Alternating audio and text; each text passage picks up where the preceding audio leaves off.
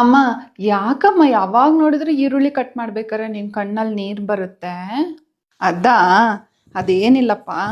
ಈರುಳ್ಳಿಲಿ sulphuric acid ಮತ್ತು amino acid ಅಂತ ಎರಡು ಕೆಮಿಕಲ್ಸ್ ಇರುತ್ತೆ. ನಾವು ಈರುಳ್ಳಿನ ಕಟ್ ಮಾಡಿದಾಗ ಅದು ಕೆಮಿಕಲ್ ರಿಯಾಕ್ಷನ್ ಆಗಿ ನಮ್ಮ ಕಣ್ಣಲ್ಲಿ ನೀರು ಬರುತ್ತೆ.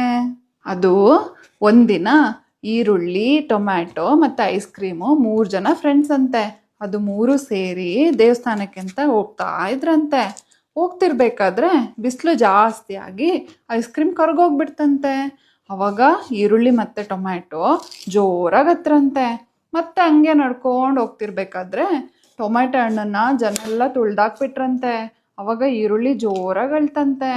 ಅವಾಗ ಈರುಳ್ಳಿಗೊಂದು ಡೌಟ್ ಆಯ್ತಂತೆ, ಐಸ್ ಕ್ರೀಮ್ ಸತ್ತಾಗ ನಾನು ಮತ್ತೆ ಟೊಮ್ಯಾಟೊ ಹಣ್ಣು ಹತ್ವಿ, ಮತ್ತೆ ಟೊಮ್ಯಾಟೊ ಸತ್ತಾಗ ನಾನು ಹತ್ತೆ, ಮತ್ತೆ ನಾನು ಸತ್ರ ಯಾರು ಅಳ್ತಾರೆ ಅಂತ ದೇವ್ರ ಹತ್ರ ಕೇಳ್ತಂತೆ. ಅವಾಗ ದೇವ್ರು ಹೇಳಿದ್ರಂತೆ, ನೀನ್ ಸತ್ರೆ ಎಲ್ಲಾರು ಅಳ್ತಾರೆ ಅಂತ, ಅದಕ್ಕೆ ಕಣ್ಣಲ್ಲಿ ನೀರು ಬರುತ್ತೆ.